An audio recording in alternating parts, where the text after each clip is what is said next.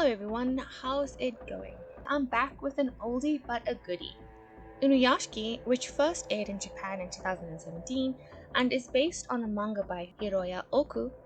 I watched this anime a few years ago and it's one that I've never forgotten. Before beginning this video, I watched it all on 1.5 speed and I'd forgotten some of the more brutal parts of the show. This gangster guy was really intense. And he really looks the part of a villain, unlike Shishigami, one of the most sinister villains I've ever encountered. It answers the question of what would happen if some random self-centered teenager got superhuman abilities, like truly out of this world godlike abilities. They'd probably go on a murder spree before being like, actually, this is not cool. I shouldn't do this. This is messing up my life.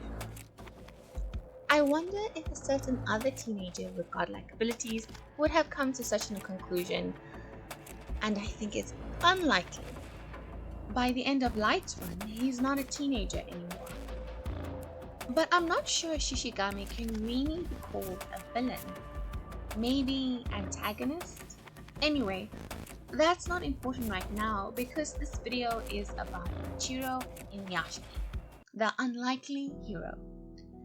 At the beginning of the story, he's known for looking 20 years older than he actually is, and he is already in his middle age.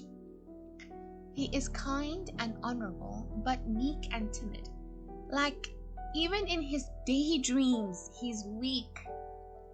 In the train, he overhears a bunch of youths being dickheads, and the action he takes against them is to cause one of them some slight discomfort. Just inconvenience them a bit and be a nuisance. And then, he's still unable to really stand up to them, and that's his daydream. Ichiro, not you being timid in your fantasies. In my anime fantasy, I'm the strongest. The story begins with Ichiro moving his family into a house after living in a flat. The family are a bunch of ungrateful brats and go to dinner without him. Later, he finds out he's got stomach cancer and not much time to live. As you can imagine, he's devastated. He steps out of the hospital and he calls his family and no one answers his call. And then he goes home and no one listens to him. Just as well he found that dog, and this is why dogs are truly our best friends.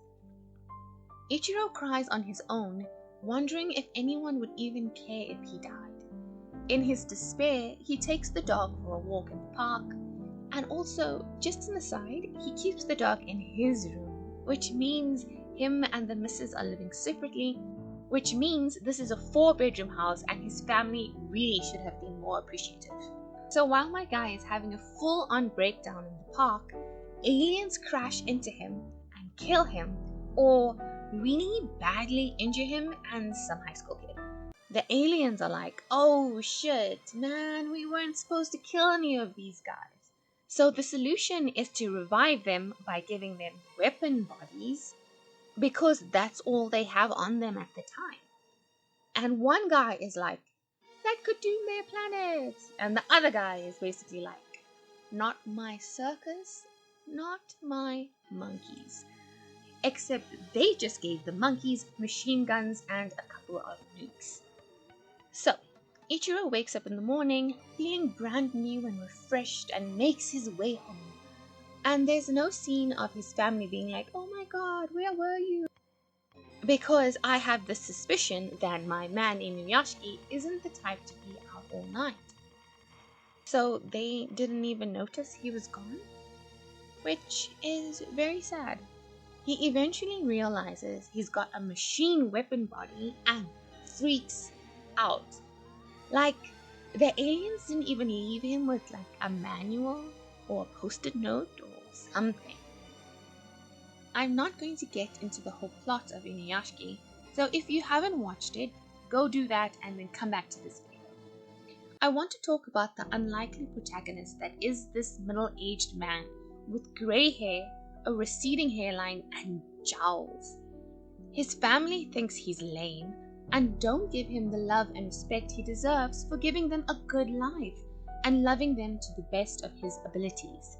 He's a good man with strong morals, but without the ability to do anything to enact those sensibilities.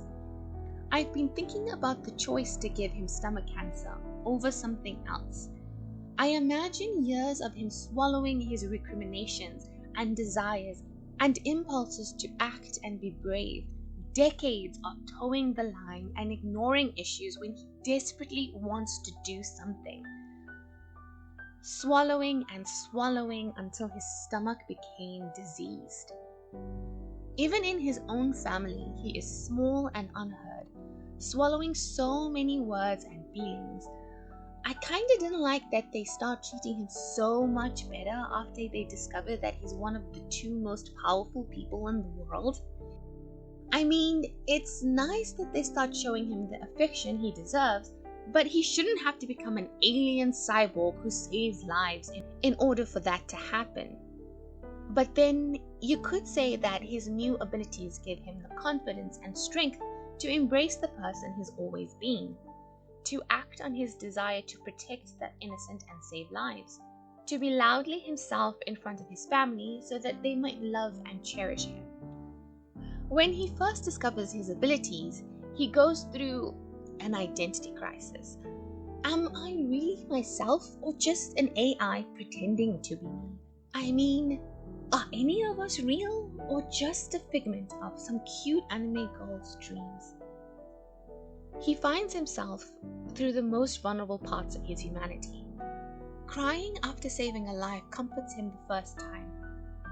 Recalling beloved memories with his wife saves him the second. Ichiro has got to be the most human protagonist I've ever seen in anime, and that's kind of funny because he's also not human anymore. He's not cool. He struggles with himself and with his powers. He doesn't look interesting or have unique or fancy outfit or a catchphrase. He's unable to be violent just because he can. And by that I mean his ability to inflict great violence does not compel him to do so. And many times he wounds instead of kills, unlike Shishigami, who does so immediately and frequently. Of course, Hiro has his own set of issues. At first, Shishigami's main thing is killing people. He connects with his humanity and the feeling of being alive through violence, domination, and exerting great and brutal power over others. For no reason, because he can. While Ichiro's main thing is healing people in hospitals and saving people from danger whenever he can, Shishigami discovers a myriad of ways to murder people while Ichiro is like, am I even real? The answer to that question, in my opinion, is it doesn't matter. You make a decision of who you want to be and then work towards that. Shishigami only saves people who matter to him or get in the good books of someone who matters to him. I do wish that Ichiro gave himself more credit. He's out here saving lives all over the place and he's like, oh man, it's nothing special, I'm not a hero. Even when his counterpart becomes a mass murderer. I admire the decision of Oku to not change Ichiro's appearance after his transformation. It is a unique experience to witness such an ordinary man, maybe even less than ordinary, do such extraordinary things. I wonder if there's something to be said for having the heart of a hero and never acting upon it.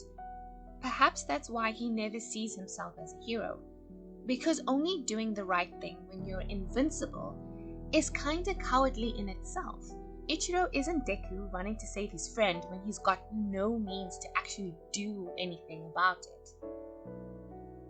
So, is Ichiro Inuyashiki a true hero or a man who took, with great power comes great responsibility, to heart?